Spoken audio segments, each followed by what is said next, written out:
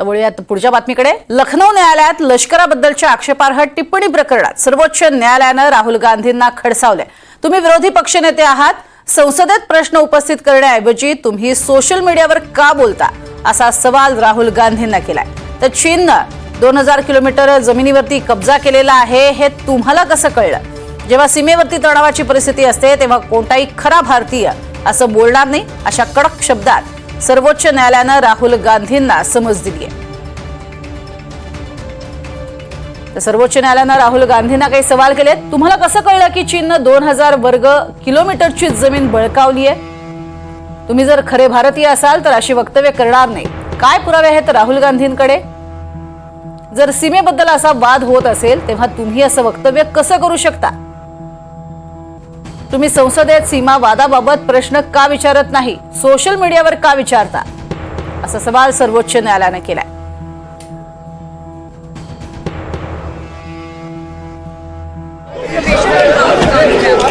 Well, with due respect to the honorable judges of the Supreme Court, they do not decide who a true Indian is, and it is the job of the opposition leader, it is his duty to ask questions to challenge the government. And my brother would never say anything against the army. He holds the army in the highest respect. So it is a misinterpretation of it. Arunachal Pradesh में कितने गांव के नाम बदले गए, तो क्या हम बदले गया वहां पे जाके? ऐसा है कि मुझे मालूम नहीं सर्वोच्च न्यायालय क्या क्या है, मैं उसमें सर्वोच्च न्यायालय के ऊपर टिप्पणी नहीं करना चाहूंगा। लेकिन गलवान वैली में जो हुआ कि नहीं हुआ, उसकी जांच सुप्रीम कोर्ट ने करनी चाहिए। हमको क्यों कहते कि तुम पुख्ता सबूत दो? अरे तो आप सबूत ढूंढिए ना, आप सरकार से पूछिए कि सवाल तुमसे पूछे गए, तुम सरकार हो, तुम जवाब दो।